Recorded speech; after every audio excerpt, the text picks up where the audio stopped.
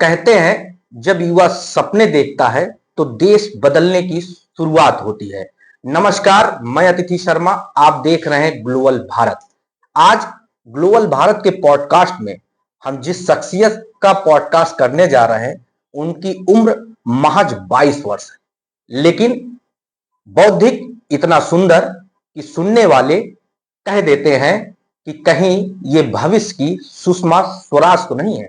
Saket degree college की में पढ़ाई को पूरी की। इसके बाद लगभग 100 अलग अलग मंचों पर उन्होंने बड़े बड़े विषयों पर अपने बौद्धिक से लोगों को प्रभावित किया।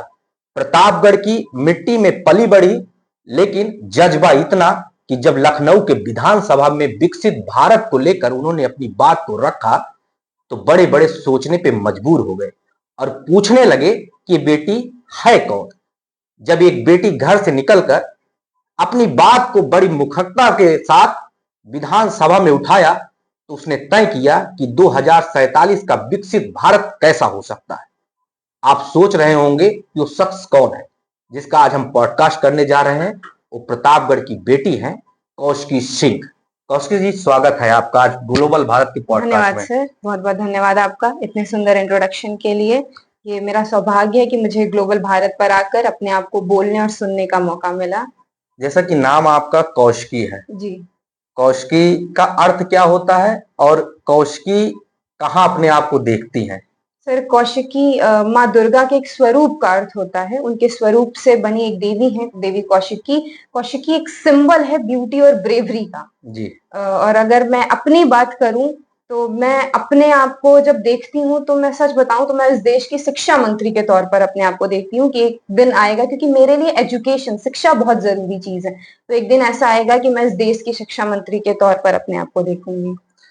जब आपका नाम चयन हुआ विकसित भारत के कि आप आइए बोलिए, जी तब उस समय आपको कैसा लगा और आपको क्या ये लगा कि मैं वहां पर किस तरीके से अपने आप को रिप्रेजेंट कर पाऊंगी?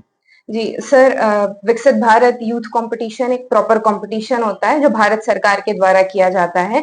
ये अलग अलग लेवल पे होता है। तो जब जिले लेवल, डिस्ट्रिक्ट लेवल पे ये कंपटीशन हुआ तो 200 से ज्यादा बच्चे उसमें भाग लेते हैं और सिर्फ टॉप 5 का सिलेक्शन होता है विधानसभा स्टेट लेवल पे अपने डिस्ट्रिक्ट को रिप्रेजेंट करने के लिए। तो जब मेरा सिलेक्शन हुआ तो सबसे पहले तो एक बहुत आभार का भाव आया, क्योंकि मुझे ये लगा कि हाँ, ये अपने आप में बहुत गर्व और बहुत प्रेरणादायक बात है। लेकिन उसी क्षण, दूसरे क्षण मेरे अंदर एक जिम्मेदारी का भाव भी आया कि मैं अब सिर्फ अपने जिले में स्वयं को रिप्रेजेंट नहीं करने जा रही हूँ, मैं अब अपने प्रदेश के, इतनी बड़ी विधानसभा, एक ऐसी सभा जहां से इस देश के ही नहीं, इस प्रदेश के 22 करोड़ लोगों का भविष्य लिखा जा रहा है, उस विधानसभा में मैं अपने जिले का नेतृत्व करने जा रही हूँ। तो एक जिम्मेदारी का भाव वो भी बहुत ज्यादा मेरे अंदर मन में आया कि जिम्मेदारी अब है, इसको मुखरता से उठाना है। तो किस तरीके की तैयारी रही और कौन रहे आपके गुरु जिन्होंने आपको उस जगह पे पहुंचने पे आपकी मदद की? जी सर, तो मैं आपको ये बताना चाहूंगी कि मैं किस तरह से इससे जुड़ी। मैं साकेत गर्ल्स पीजी कॉलेज में पढ़ी हूँ। लास्ट ईयर जब विमेंस डे था, महिला दिवस, तो हमारे जो डीवाईओ हैं विनय मिश्रा सर, वो आए थे। उन्होंने मेरी स्पीच सुनी और मुझे कहा कि आप इसमें पार्टिसिपेट कीजिए, हम आपको सपोर्ट करेंगे। मुझे मेरे टीचर्स, चाहे वो जितने भी मेरे प्रोफेसर्स थे, मैनेजर्स थे, उनका बहुत सपोर्ट मिला। मेरे माता पिता का बहुत सपोर्ट मिला, जो हमारे सहयोगी थे उनका बहुत सपोर्ट मिला।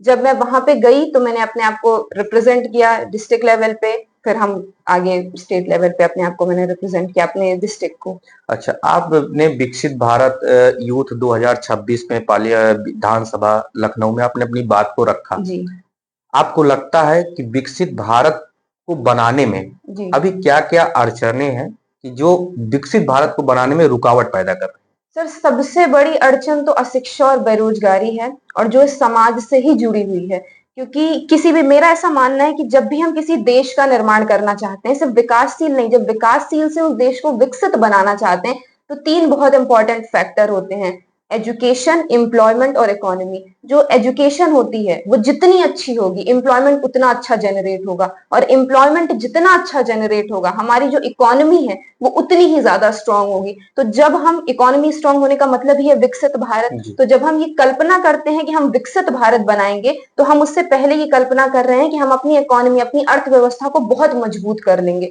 और इस अर्थव्यवस्था को मजबूत करने का आधार ही शिक्षा है। तो सबसे बड़ी चुनौती हमारे यहाँ अभी जो है वो अशिक्षा है, क्योंकि हम जिस स्तर पे हैं अभी, जितना भी काम हो रहा है, हम लिटरेसी रेट, साक्षरता रेट को तो बहुत मजबूत करते जा रहे हैं, हम डिग्री लोगों को देते जा रहे हैं, डिग्री अवेलेबल कराते जा रहे हैं, चाहे वो ऑनलाइन के थ्रू हो या ओपन यूनिवर्सिटीज के थ्रू हो या प्राइवेट पब्लिक यूनिवर्सिटी कैसे भी हो, लेकिन हम स्किल्स का डेवलपमेंट नहीं करा पा रहे हैं। तो अगर विकसित भारत बनाना है तो एजुकेशन पे वर्क करना पड़ेगा। अच्छा कौशिकी, मान लीजिए आपने कहा कि हम स्किल पे काम नहीं कर पा रहे हैं। जी कौशिकी को अगर अवसर मिले जी कि कौशिकी कोई एक नीति बनाइए, तो जी सबसे पहले कौशिकी क्या प्रेफरेंस करेंगी, कौन सी नीति बना के प्रेजेंट करेंगी? सर, सबसे पहले तो मैं एजुकेशन के लिए जो बजट का आवंटन होता है उसको बढ़ाने की नीति बनाना चाहूंगी, उसको बढ़ाने के लिए अपनी सरकार से मांग करूंगी। क्योंकि और दूसरा ये कि वो बजट का इस्तेमाल जहां हो रहा है, हम आज बजट तो बना ले रहे हैं लेकिन हम उसको बड़ी बड़ी यूनिवर्सिटीज के लिए यूज कर रहे हैं, आईआईटी आईआईएम्स के लिए यूज कर रहे हैं, लेकिन हम इस बात को थोड़ा सा ध्यान में नहीं दे पा रहे हैं कि सिर्फ बजट की जरूरत आईआईटी या आईआईएम्स को नहीं है, बजट की जरूरत जो प्राइमरी और सेकेंडरी स्कूल्स हैं हमारे जिले स्तर पर, उनको सबसे ज्यादा है। क्योंकि जो बच्चा अगर वो प्राथमिक और माध्यमिक स्तर पर अपनी शिक्षा को मजबूत नहीं कर पाएगा, वो कभी भी यूनिवर्सिटी लेवल तक पहुंच ही नहीं पाएगा। तो देश विकसित बनेगा भी तो इस हिसाब से बनेगा कि जो अमीर होगा वो अमीर होता चला जाएगा, जो गरीब होता है वो वहीं पे रुक जाएगा। बहुत अच्छी बात आपने कही, जो अमीर है वो अमीर होता जाएगा, जो गरीब है वो गरीब होता जी जाएगा। सोशल मीडिया का दौर है कौशिकी, जी लोग रील्स बनाने में व्यस्त रहते हैं। जी तो क्या लगता है कि रील्स की दुनिया से निकलकर आप भाषण की दुनिया में आई, लोगों को जागरूक कर रही हैं, जी अपनी बात को विधानसभा से उठा रही हैं, जी तो कैसा महसूस होता है? सर, बहुत अच्छा महसूस होता है। मुझे ऐसा लगता है कि सोशल मीडिया का एक निगेटिव अगर इफेक्ट है तो पॉजिटिव इफेक्ट भी है, क्योंकि हमें अगर पता चलता है कि ऐसा कोई भी पॉडकास्ट होता है या ऐसा कोई भी कंपटीशन होता है तो वो सोशल मीडिया के थ्रू ही पता चला। तो कह सकते हैं कि सोशल मीडिया जितनी निगेटिव है उतनी पॉजिटिव भी है। आज लोग पहले के कंपैरिजन में ज्यादा जागरूक हैं, उसका रीजन है सोशल मीडिया। आज हमारी और आपकी बात लोगों तक पहुंच पा रही है, उसका एक बहुत बड़ा कहते हैं जरिया है सोशल मीडिया, डिजिटल मीडिया। और जो युवाओं का जो जमाना है, पहले उतनी लाइबिलिटी लोगों को नहीं मिल पाती थी, पहले लोगों को इतने अवसर नहीं मिल पाते थे जितने आज मिल पाते हैं। तो मेरे लिए बहुत ही गर्व का अनुभव रहा कि मैंने उस सोशल मीडिया से थोड़ा उठकर अपने आप को, अपने जिले को रिप्रेजेंट किया विधानसभा में। बहुत सारे मित्र भी आपके होंगे, जी तो किसी मित्र ने कहा कि सोशल मीडिया है और कोई काम कर लीजिए, ये कहाँ भाषण वोषण के चक्कर में पड़ गई हैं? कभी ऐसा किसी ने या कहा हो, ताना टाइप का मारा हो कि कहाँ से ये डिजिटल, आप ही इसको बोलती हैं, ये करती हैं, इससे कुछ परिवर्तन होने वाला है? जी जी बिल्कुल। लोगों का जब भी हम सुनते हैं कि हाँ यूथ पार्लियामेंट में जाना है, जैसे मैं 2 साल से जा रही हूँ, 2025 और 2026, तो लोगों का सबसे पहला सवाल ये रहता है कि क्या मिलेगा इससे, नौकरी मिल रही है, पैसा मिल रहा है। तो बात ये है कि वो कहते हैं कि जो कहने वाले हैं वो हमेशा कहते रहेंगे, आपको अपनी मेहनत करनी है, आप जो कर रहे हैं आप उसका परिणाम जान रहे हैं। जैसे मुझे पता है कि मैं जो कर रही हूँ, मुझे सुनने वाले लोग हैं, मुझे इंस्पायर करने वाले लोग हैं। जब द्रौपदी मुर्मू जी ने पॉलिटिक्स में कदम रखा होगा तो लोगों का शायद सबसे पहला सवाल हुआ होगा कि क्या आदिवासी लड़की कभी प्रेसिडेंट बन जाएगी। लेकिन आज वही द्रौपदी मुर्मू जी जब प्रेसिडेंट हैं तो शायद वो लाखों आदिवासी लड़कियों के लिए एक इंस्पिरेशन का काम कर रही हैं कि हाँ, एक आदिवासी लड़की भी पॉलिटिक्स में जाके प्रेसिडेंट बन सकती है। बस उसी तरह है कि जब आप कोई काम शुरू करेंगे तो लोग आपको एक बार दो बार बोलेंगे जरूर, लेकिन एक दिन ऐसा आएगा, वो कहते हैं इफ पीपल से you can't do it twice. अगर लोग आगे कह रहे हैं कि आप ये काम नहीं कर सकते तो उसको 2 बार कीजिए, 3 बार कीजिए, तब तक कीजिए जब तक उनको ये नहीं समझ आता कि ये किस्मत नहीं है, ये आपकी मेहनत है। तो बस वही समझाने की कोशिश है लोगों को। विकसित भारत, विकसित भारत एक बड़ा नाम बन चुका है। जी इसमें सबसे ज्यादा अगर जिम्मेदारी है, जी जो नैतिक जिम्मेदारी अगर देखी जाए, जी युवा, सरकार और समाज, जी कौशिकी इसको कैसे देखती है?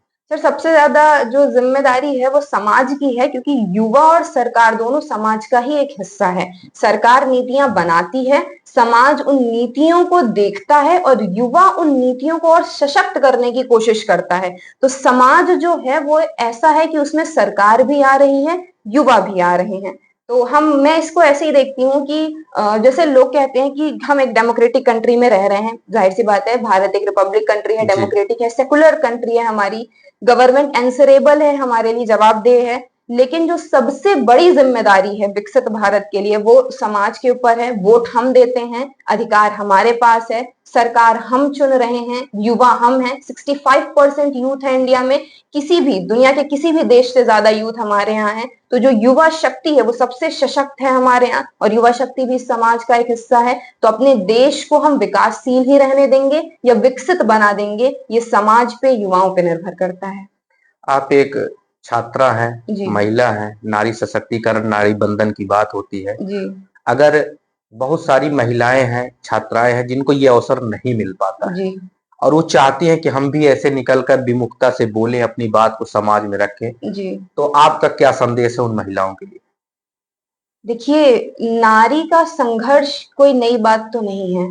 नारी का संघर्ष सतयुग से है, चाहे वो माँ सीता हो या देवी द्रौपदी हो। हमने अपने जीवन में संघर्ष किया, लेकिन हमने कभी भी अपने जीवन में हार नहीं मानी। एक पंक्ति है हरिवंश राय बच्चन जी की कि मेहनत करने वालों की कभी हार नहीं होती। जी। तो अगर हम मेहनत कर रहे हैं तो हमारी हार तो नहीं होगी। दूसरा, मैं ये मानती हूँ कि संघर्ष है, जितना हम और आप यहाँ बैठ के डिस्कस कर सकते हैं, बात कर सकते हैं, संघर्ष उससे बहुत बड़ा है। कुछ ऐसे संघर्ष हैं जिन पे हम बात करते हैं, जिनको हम कहते हैं कि हाँ हम सशक्तिकरण कर देंगे। कुछ ऐसे संघर्ष हैं जिन पे हम और आप बैठ के बात भी नहीं कर सकते, हम उसको सोच भी नहीं सकते।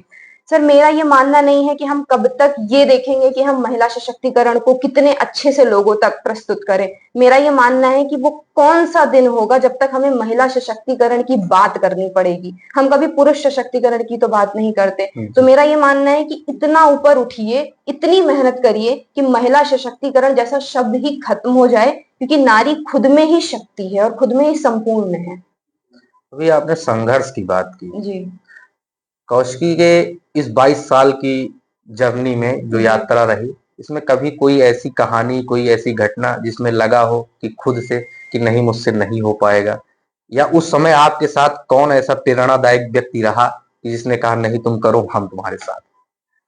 सर, सबसे पहले तो मेरी प्रेरणा मेरे माता पिता ही हैं। तो मैं आज जो कुछ भी हूँ, जैसे भी हूँ, सिर्फ अपने माता पिता की वजह से हूँ। जैसे आपने इससे पहला जो सवाल पूछा था उसको थोड़ा सा जोड़ना चाहती हूँ कि नारियों के लिए, महिलाओं के लिए संघर्ष बहुत है, लेकिन जब उनका परिवार, उनके माता पिता उनके साथ रहते हैं तो वो हर संघर्ष को हरा देती हैं। जी। तो मेरे साथ भी बस वही था। 12th तक मेरी जो शिक्षा है वो New Angel senior secondary school से हुई। मैं 10th मैंने किया है VS memorial senior secondary school से। जी। फिर न्यू एंजल्स के बाद 2020 में जब मैंने 12th किया तो कोरोना पीरियड आ गया उस वक्त। सर, कोरोना में ये था कि सब कुछ बंद हो गया। मैं उससे पहले, क्योंकि एंकरिंग और स्पीच में हमेशा क्लास 8 से मैं एंकरिंग करती हूँ, मैं स्पीच देती हूँ, तो मेरे दिमाग में था कि मुझे मास कम्युनिकेशन का एक कोर्स करना है। लेकिन कोरोना के कारण सब कुछ इतना बंद पड़ गया कि सब कुछ होते हुए, किसी की प्रॉब्लम नहीं होते हुए भी, ना फैमिली से कोई प्रॉब्लम थी, ना माँ बाप से, वो दौर ही ऐसा था कि वो पॉसिबल ही नहीं रहा। तो मुझे ग्रेजुएशन करना पड़ा। वो एक 3 साल का एक ऐसा पीरियड था जहां पे मुझे ये नहीं समझ आया कि मुझे किस तरफ जाना है। क्योंकि जब आप के दिमाग में सिर्फ एक ही चीज, आप एक ही एम लेके चलते हैं, तो तब आप नहीं समझ पाते कि अब तो सब कुछ रुक गया है, तो अब मुझे किस तरफ जाना है। तो वहां से धीरे धीरे अपने माँ बाप से और जो हमारे प्रोफेसर्स थे उनके प्रेरणा से मैं वहां से बाहर आई। फिर मुझे समझ आया कि नहीं, जिंदगी कभी भी किसी चीज के हो जाने से रुकती नहीं है, वो आगे निरंतर बढ़ती रहती है। आप प्रयास कीजिए, रास्ता खुद ब खुद निकलता चला आएगा। तो बस उसी प्रयास, उसी कहते हैं ना कि गोइंग विद द फ्लो के कारण मैं बस आज यहाँ हूँ। चल रहे धीरे बस धीरे। जी, अभी तो मेहनत, अभी तो बस सिर्फ शुरुआत है। आगे क्या करना चाहती हैं कौशिकी? सर, मैं बेसिकली प्रोफेशनली तो मैं एक प्रोफेसर बनना चाहती हूँ, क्योंकि जैसे मैंने आपसे कहा कि मेरा शिक्षा से बहुत जुड़ाव है और हमेशा रहा है। तो मैं एक प्रोफेसर बनना चाहती हूँ। मुझे लगता है कि सिर्फ आईएएस या पॉलिटिशियन बन के ही हम देश को नहीं सुधार सकते, आईएएस और पॉलिटिशियन बना के भी देश को सुधारा जा सकता है। तो मेरा एम वही है कि सिर्फ आईएएस या पॉलिटिशियन बनना नहीं है, बल्कि बनाना है, कुछ नया करके कुछ देना नया है। करके दिखाना है।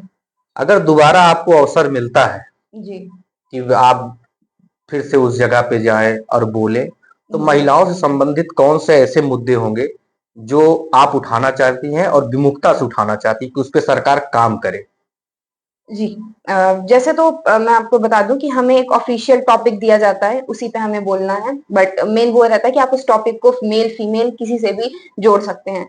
सर, हर बार हम प्रॉब्लम्स की बात करते हैं कि महिलाओं की सुरक्षा में नहीं आ पा रही, महिलाओं का सशक्तिकरण उतना अच्छे से नहीं हो पा रहा है। महिला सशक्तिकरण की हम बात कर रहे हैं पर वो हो नहीं पा रहा। बेटी पढ़ाओ बेटी बचाओ की बात तो की जाती है पर जिस लेवल पर जाकर, क्योंकि मुझे ऐसा लगता है कि अगर आपने कोई नीति बनाई है और वो नीति अगर समाज के सबसे निचले वर्ग को नहीं प्रेरणा दे रही है, उनके लाभ में नहीं आ रही है, तो वो नीति किसी काम की नहीं है। और आज भी आपको ऐसी छोटी बच्चियां मिल जाएंगी जिन्होंने कभी स्कूल नहीं देखा, जो कभी स्कूल नहीं गई। तो ये मुद्दा मैं सदन में दोबारा उठाना चाहूंगी और सिर्फ प्रॉब्लम्स के साथ ही नहीं, इस बार इसके सॉल्यूशन के साथ उठाना चाहूंगी कि सिर्फ हम परेशानियां ही ना बताएं बल्कि उनका सॉल्यूशन भी मैं वहां पे उस 3 मिनट के अवधि के दौरान प्रस्तुत कर सकूं। आप भाषण देती हैं, जी बड़े बड़े मुद्दों को उठाती हैं, तो जी जाहिर सी बात है कि समाज की गतिविधियों पे आपकी पकड़ होगी। जी पेपर पढ़ते होंगे, बहुत सारे जो आते हैं कंटेंट उसको भी आप जी पढ़ते होंगे। आज के दौर में जी कौशिकी को ऐसी कौन सी घटना सामने आई जो हम्म। स्वयं कौशिकी को झकझोर कर रख दिया? सर बहुत सारी ऐसी घटनाएं हैं जो सब सामने आती हैं, तो एक आध घटना है जो चर्चा में है। सर जैसे सबसे पहले तो अभी करंट की घटनाओं की मैं बात करूं तो पेपर लीक। जी। पेपर ना करा पाना, अगर इस देश की इतनी बड़ी testing agency, national testing agency अगर पेपर कंडक्ट ही नहीं करवा पा रही है, हम बच्चों को नोटिफिकेशन निकाल देते हैं, पेपर की डेट निकाल देते हैं, लेकिन एग्जाम नहीं होता।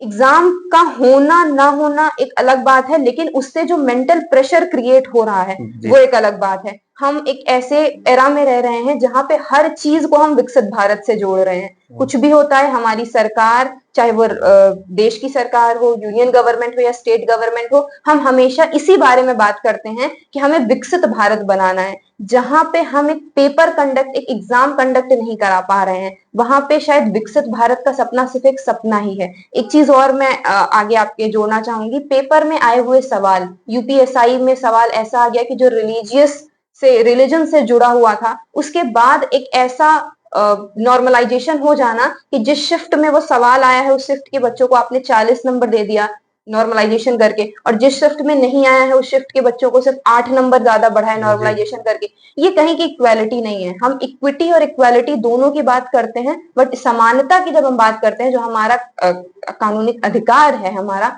तो उसमें ये दोनों चीजों का हमें ध्यान रखना चाहिए। दूसरी बात मैं ये भी कहना चाहूंगी कि महिलाओं की सुरक्षा, जब आप पेपर के सेंटर्स दे रहे हैं तो वो हजारों किलोमीटर दूर सेंटर्स आ जाते हैं। आज के माँ बाप, इतना एडवांस दौर हो गया, फिर भी माँ बाप ऐसे हैं, खासकर मिडिल क्लास फैमिली में, जो अपने बच्चियों को बाहर पढ़ने के लिए भेजते हैं तो सबसे पहले उनके मन में शंका होती है कि सब सही है, सब ठीक है। तो ये सब जो मुद्दे हैं समाज के, ये ऐसे हैं कि अगर आप इनको डिटेल में पढ़िए तो एक झकझोर कर रख देने वाले हैं। कि जहां हम एक तरफ विकसित भारत की बात करते हैं, हम अपना कंपैरिजन अमेरिका, रशिया, जापान, चीन से कर रहे हैं, वहीं दूसरी तरफ अगर स्थिति ये है तो क्या हम कभी इससे उभर पाएंगे? तो आपको लगता नहीं कि केवल भाषणों तक रह जाएगा? सर मुझे ऐसा नहीं लगता, क्योंकि मैं युवा शक्ति में बहुत विश्वास रखती हूँ। जहां 65%, 65% जिस देश में युवा हो, जिस देश में हम और आप जैसे लोग हो, जो इस बैठ के इस मुद्दे पर बात कर रहे हो, वहां ये कह देना कि ये सिर्फ भाषणों तक सीमित रह जाएगा, ये शायद हमारी और आपकी और हम जैसे करोड़ों युवाओं की काबिलियत पर शक करने जैसा है। आज हम मेहनत कर रहे हैं। आज अगर ऐसे युवा हैं जिनको लगता है कि भाषण देना सिर्फ क्या है, कोई आपको निर्णय लेने का अधिकार नहीं मिलेगा, सिर्फ आप भाषण ही तो दे रहे हैं, वहीं ऐसे युवा भी हैं जिनको ये पता है कि हमारे भाषण देने से क्या बदलाव आएगा। जब भगत सिंह जी ने बंदूक उठाई थी, जब गांधी जी ने डंडा उठाया था, तो किसी ने कभी नहीं सोचा था कि देश आजाद हो जाएगा। हम उस वक्त तो नहीं थे, हमने सिर्फ स्वतंत्रता की कहानियां पढ़ी हैं किताबों में अपने कि हमें स्वतंत्रता कैसे मिली। लेकिन मैं उम्मीद करती हूँ कि 2047 के बाद जो जेनरेशन आएगी वो सिर्फ कहानियां नहीं पढ़ेगी, वो ये देखेगी कि हमारा देश विकासशील देश से विकसित भारत कैसे बना। और मैं ये मानती हूँ कि सपना एक दिन जरूर सच होगा। अगर कौशिकी सपने की बात करें तो मान लीजिए कि आप विधानसभा पहुंच गई और आपको मंत्री बना दिया गया। जी अभी आपने कहा भी कि मुझे मंत्री बनने की इच्छा है, शिक्षा मंत्री। जी तो क्या बदलाव करेंगी कौशिकी शिक्षा मंत्री बन के? सर, शिक्षा मंत्री पे मैंने आपको बताया है कि सबसे पहले जो बजट है उस पे मैं थोड़ा काम करना चाहूंगी। कोठारी कमीशन ने भी कहा था कि बजट का जो आवंटन होता है उसको शिक्षा के लिए बढ़ाया जाए। जब हम शिक्षा की बात करते हैं तो दो तीन चीजें मैं बदलना चाहूंगी। प्राथमिक और माध्यमिक स्तर पर प्राइमरी और सेकेंडरी एजुकेशन जो होती है, जहाँ पे हमें सिर्फ आज ये लगता है कि जिनके पास उतना पैसा नहीं है, जिनकी आर्थिक स्थिति उतनी मजबूत नहीं है कि वो सरकारी स्कूल मतलब वो प्राइवेट स्कूल में भेज सके, सिर्फ वही सरकारी स्कूल में अपने बच्चों को भेजते हैं। ये मेंटेलिटी में चेंज करके कैसी नीति लाऊंगी कि हर एक इंसान का बच्चा, खासकर अगर वो सरकारी एम्प्लॉय हैं, तो उनके बच्चे को प्राइमरी और सेकेंडरी स्कूल्स में ही जाना है। दूसरा, आज भी ये स्थिति है जहां आईआईटी आईआईएम्स में पढ़ाई करने के लिए लोग बेचैन होते हैं, जहां गवर्नमेंट यूनिवर्सिटी गवर्नमेंट कॉलेज पाने के लिए लोग बेचैन होते हैं, कट ऑफ बहुत हाई जाता है, कट थ्रोट कंपटीशन जिसको आप बोल सकते हैं। वहीं पे प्राइमरी और सेकेंडरी जो स्कूल्स होते हैं उसकी तरफ लोग देखना भी नहीं चाहते, जीआईसी जीजीआईसी की तरफ लोग देखना भी नहीं चाहते, जबकि वहां पे जो प्रोफेसर्स हैं, जो टीचर्स हैं, वो कई ज्यादा काबिल हैं, वो आयोग से आए हुए शिक्षक हैं। तो उनको मैं थोड़ा सा बदलना चाहूंगी, ऐसी नीति लाना चाहूंगी कि वो अपनी ड्यूटी के प्रति और ज्यादा सजग हो जाएं, कि वो बच्चों को, सिर्फ बच्चों को ये लगे कि नहीं, हमें प्राइवेट इंस्टीट्यूशन छोड़ के इतनी अच्छी पढ़ाई होती है कि हमें सरकारी स्कूल्स में पढ़ना है, जिससे देश विकसित हो पाए। प्रयास करेंगी आप इसके जी लिए? बिल्कुल। आपने प्रोफेसर की बात की, जी कोई ऐसा एक प्रोफेसर रहा आपके जीवन में जो आपको सही दिशा और दशा के लिए हमेशा प्रेरित करता रहा हो? नाम लेना चाहेंगे? सर, मैं टीचर्स के मामले में मैं बहुत ही ब्लेस्ड हूँ। सिर्फ प्रोफेसर्स नहीं, बचपन से आज तक जितने भी टीचर्स, चाहे वो स्कूल के हों, कॉलेज के हों, जिनसे भी मैंने पढ़ा है, जिनके साथ भी मैं रही हूँ, उन्होंने हमेशा मुझे प्रेरणादायक बात ही बताई है, हमेशा मेरा मार्गदर्शन ही किया है। कभी मुझे, जैसे आपने अभी बोला कि क्या लोग ये कहते हैं कि बोलने से क्या होगा, उन्होंने कभी मुझे ये नहीं कहा कि हाँ बोलने से क्या होगा या कैसे होगा। हमेशा मेरा मार्गदर्शन किया, सही किया, चाहे वो हमारे साकेत के प्रोफेसर्स हों, मैनेजर्स हों, चाहे वो वीएस, जहां से मैं पढ़ी, वीएस मोरेल, वहां के टीचर्स हों, मेरे बचपन के टीचर्स हों, या न्यू एंजल्स के टीचर्स हों। तो मैं उस मामले में अपने आप को बहुत, मैं आभारी हूँ ईश्वर की, जो उन्होंने मुझे ऐसे लोगों से जोड़े रखा। मिशन शक्ति और नारी शक्ति बंधन जैसे जी अभियान चलाए जा रहे हैं, आप भी समाज का हिस्सा हैं। जी आते जाते आपने ये महसूस किया कि जो सरकार की योजनाएं चल रही हैं, जी हम इस बड़े बड़े मामलों को ले जाके उठाते हैं, जी। तो ये ग्राउंड जीरो पे कहीं ना कहीं सहज है कि नहीं है? सर, अभी तो नहीं है, हम्म, अभी तो काम करना बाकी है। अभी तो हमने सिर्फ थ्योरेटिकल बातें की हैं, प्रैक्टिकल बातें नहीं की हैं। क्योंकि मैं ये नहीं कहूंगी कि वो प्रैक्टिकलिटी पे लागू नहीं हो रहा है, पर अभी वक्त है, अभी उस पर बहुत काम करना बाकी है। जैसे आपने नारी शक्ति वंदन अधिनियम की बात की, आपने मिशन शक्ति की बात की है, ये लोगों को रोजगार पहुंचा रहा है, ये लोगों को सशक्ति कर रहा है, सशक्तिकरण हो रहा है महिलाओं का। लेकिन जिस स्तर पर होना चाहिए, जब तक किसी नीति का फायदा समाज के सबसे निचले वर्ग को नहीं हो रहा है, उन औरतों को नहीं हो रहा है जो गांव में बैठी सुबह से शाम तक अपना काम कर रही हैं, तब तक उस नीति का कोई मतलब नहीं है, मेरा ऐसा मानना है। तो जिस वक्त उनकी स्थिति में सुधार होने लगेगा, जिस वक्त वो ये देखने लगेंगी कि सिर्फ एक एलाइट इंस्टीट्यूशन में पढ़ने वाली महिला ही कैबिनेट मिनिस्टर नहीं बन सकती, बल्कि जो महिला जो बिहार के किसी कंस्ट्रक्शन साइट पे काम कर रही है, जो आसाम के टी बागान में काम कर रही है, जो तेलंगाना के एक बाजार में कुछ सामान बेच रही है, जब तक उनको अपनी नेतृत्व करने की क्षमता का आभास नहीं होगा, जब तक उनको यह आभास नहीं होगा कि ये भारत हमसे है और हम इस भारत से हैं, जब तक उनको यह एहसास नहीं होगा, तब तक मुझे लगता है अभी मिशन शक्ति और जो भी अलग अलग योजनाएं चल रही हैं वो उतनी सक्सेसफुल नहीं होंगी। कौशिकी, अपना आदर्श किसको मानती हैं? किसी एक ऐसे लेखक को जिससे वो प्रभावित रहती हो? ऐसा कोई लेखक है जो इसको पढ़ती हो कि मुझे भविष्य में अगर आना पड़े तो इसी तरीके से हम भी अपने वाक् पटुता को गंभीरता से रखें? जी बिल्कुल, मैं इंग्लिश लिटरेचर की स्टूडेंट हूँ, तो मैं रीडिंग तो बिल्कुल करती हूँ। सर, जब राइटर्स की बात आती है तो मेनली मैं फ्रिक्शनल नॉवेल्स पढ़ती हूँ, लेकिन जब प्रभावित होने की बात आती है और लेखक के थ्रू, तो मैं प्रेमचंद्र जी से, महादेवी वर्मा जी से बहुत प्रभावित हूँ। जिस तरीके से वो सिर्फ एक छोटी छोटी कहानियों के माध्यम से समाज की इतनी बड़ी बड़ी प्रॉब्लम्स को लोगों के सामने वो रख देते हैं कि आप वो कहानियां भी पढ़ते हैं और उस हर एक प्रॉब्लम का आपको एहसास भी हो जाता है। जैसे अगर प्रेमचंद्र जी की आप निर्मला पढ़ें, तो जिस वक्त उन्होंने लिखी थी उस वक्त सच में औरतों की दशा उतनी दयनीय थी, और उस वक्त जब आज भी पढ़कर आप वो संवेदनशीलता आपके अंदर आ जाती है, जब आप महादेवी वर्मा जी की रचनाएं पढ़े, जब आप मन्नू भंडारी जी की रचनाएं पढ़े, मेरा बंटी, ऐसी बहुत सारी रचनाएं, जयशंकर प्रसाद जी की जब आप कविता पढ़ते हैं, तो अपने आप में आपके मन में ये आता है कि ये देश में सुधार लाना हमारी जिम्मेदारी है। तो अगर मुझे कभी लिखने का अवसर मिला या मुझे कभी अपने वाक्य रखने का मन किया, तो मैं कोशिश करूंगी कि मैं इन सब लोगों की तरह ही अपने आप को प्रेजेंट कर पाऊं। कौशकी, आपका सपोर्ट आपके माँ बाप ने किया, पिताजी ने किया, माता जी ने किया और आगे भी करते रहे। जी। कभी माता जी ने कान पकड़ के ये नहीं कहा बोलती बहुत हो, अब चलो घर का खाना बनाओ या ये काम कर लो, इसमें उनका कितना सहयोग रहा? कभी डांटा? सर बिल्कुल, हर माँ बाप चाहते हैं कि उनके बच्चे हर फील्ड में आगे बढ़ें। तो ऐसा कभी नहीं था, क्योंकि हम मिडिल क्लास फैमिली से बिलोंग करते लोग हैं, एक बहुत एवरेज मिडिल क्लास फैमिली है। तो ऐसा कभी सीन नहीं था कि नहीं। मेरे माँ बाप ने एक चीज हमेशा की कि बहुत ग्राउंडेड रखा मुझे। जैसे बाहर से अगर मैं कभी कुछ बोल के आई, लोगों ने बहुत तारीफ की, मुझे अच्छा लगा, तो मेरे माँ बाप ने कभी ये नहीं किया कि मुझे और चढ़ा दिया कि हाँ हाँ तुम तो बहुत अच्छा बोलती हो, वो सब ये करो। नहीं, उन्होंने हमेशा बहुत ग्राउंडेड रखा कि हाँ बोलना अच्छी चीज है, बहुत लोग हैं बोलने वाले, लेकिन उस चीज को प्रैक्टिकलिटी में भी लाओ कि अगर आप कुछ बोल रहे हो तो सबसे पहले जैसे आप लोगों को बोल रहे हैं वैसे आप खुद भी बनने की कोशिश कीजिए। तो जब आपको ये एहसास होता है कि हाँ आपके माँ बाप उस चीज में आपका सपोर्ट करते हैं। दूसरा, जैसे आपने कहा कि खाना बनाने वाली बात, तो नहीं, प्रैक्टिकल जैसे हाउस होल्ड में होता है कि हाँ गोल रोटी तो बनानी ही पड़ेगी, ऐसा कोई कभी सीन नहीं हुआ। मतलब आज तक, जैसे मेरी उम्र 22 वर्ष है, आज तक ऐसा कभी नहीं था। पर हाँ उन्होंने इतना जरूर कहा है कि कुकिंग और क्लीनिंग जो होती है वो बहुत बेसिक स्किल होती है, सबको आनी चाहिए, तो आपको आना चाहिए आपके लिए। उन्होंने कभी ये नहीं बोला कि आप सीखिए किसी और के लिए, और आप सीखिए, हर चीज सीखिए अपने खुद के लिए। तो बस। बेटियां पिताजी के बहुत करीब होती हैं, जी। ऐसा कहा जाता है और ऐसा होता भी है। जी। तो पिताजी का कोई एक मार्गदर्शन जो आपको हमेशा प्रेरित करता है कि हाँ मेरे पिताजी ने ये कहा था और इसी को प्रेरणा लेके मुझे यहाँ तक पहुंचना है? सर मेरे पिता बहुत ईमानदार व्यक्ति हैं अपने काम में, और ये मैंने कभी उनको देख के या उनके मुंह से नहीं सुना है। जो लोग उनसे जुड़े हुए हैं, हमेशा ये उनके मुंह से सुना है कि हाँ वो बहुत ईमानदार हैं, बहुत मेहनती हैं अपने काम को लेकर। सर एक चीज तो जो मैं उनसे प्रेरणादायक जो उनसे मैंने सुना था, वो जल्दी बहुत ज्यादा, मेरे पिता थोड़े शांत स्वभाव के व्यक्ति हैं, तो वो बहुत ज्यादा बोलते नहीं, पर एक बहुत पहले उन्होंने हमें वो अक्सर बोलते हैं कि आपकी मेहनत ही आपकी पहचान है।